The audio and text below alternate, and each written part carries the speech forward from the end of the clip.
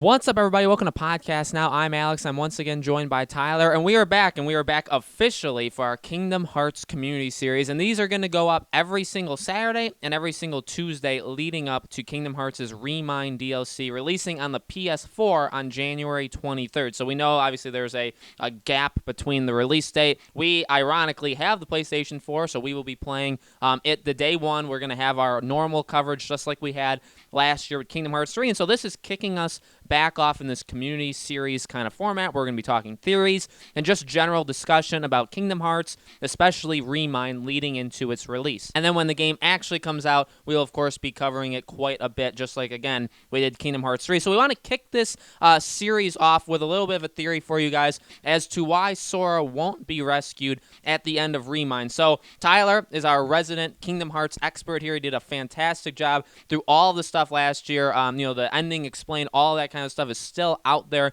in the wild. People are still watching it. So I'm going to hand over to him. Tyler, do you want to maybe briefly kind of go over what, the goal is of ReMind, the plot of ReMind, and then state, why you believe Sora won't be saved at the end? Well, yeah. So basically the whole point of ReMind is really, this is my interpretation. I believe I'm right just simply, based off of the trailers. We already all know the ending. We have an ending explained video. We also have a secret ending explained video. If you want a brush up on that, you can check those out. But we know that in the end of Kingdom Hearts 3, Sora goes off and he saves Kairi. They're all on Destiny Island, and Sora and Kairi are sitting there on the tree, and Sora fades away. The whole point of ReMind, again, my understanding, is they need to save Sora. So essentially what it appears that happens is that they have to go back to the Keyblade graveyard, basically that Keyblade War, 13 Darkness for 7 Light. They have to do that again, this time though without Sora. So a lot of the scenarios are going to be much different because Sora cannot be there for that. It looks like that all 7 Guardians this time, instead of Sora, Donald, and Goofy fighting Master Xehanort, it looks like this time it's going to be all 7 Guardians that take on Master Xehanort in that final battle. And then it also looks like there's going to be a part where it's Sora and Kairi as well. But essentially, I guess what I'm saying is that they have to redo the entire Keyblade battle, or Keyblade graveyard battle, in order to, I don't know if it's going to unlock something for them or lead to something for them that will allow them to access Sora and where he is, but that's basically the gist of what the entire thing of ReMind will be.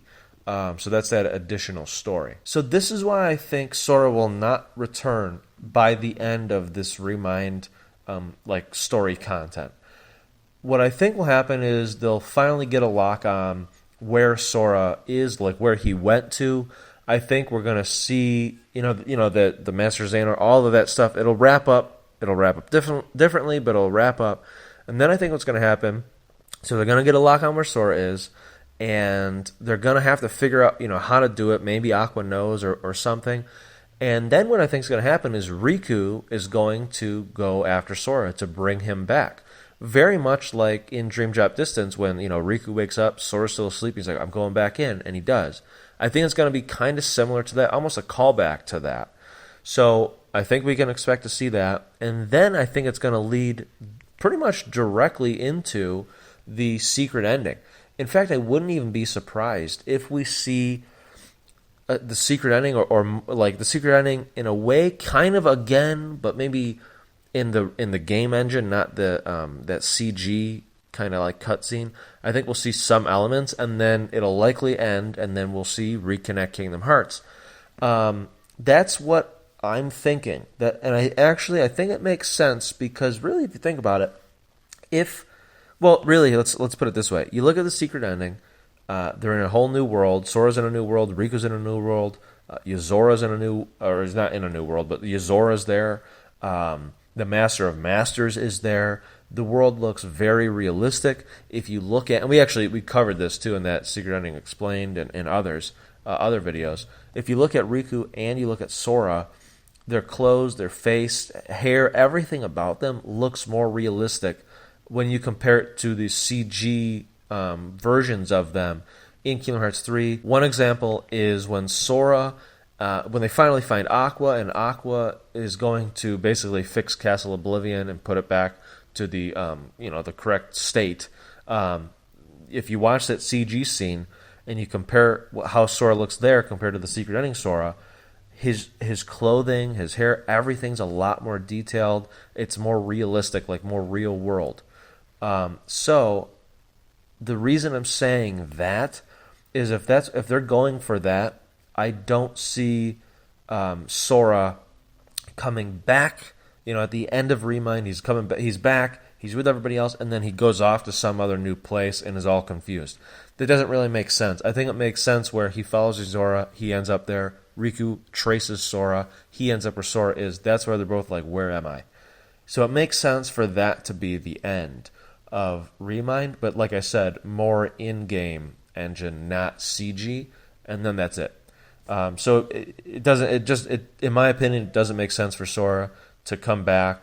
Then they have to start basically from scratch. Like, okay, and now here's the new story arc. It makes more sense if the Kingdom Hearts 4 story arc starts out basically as a mission to get Sora back, to be able to bring Sora back.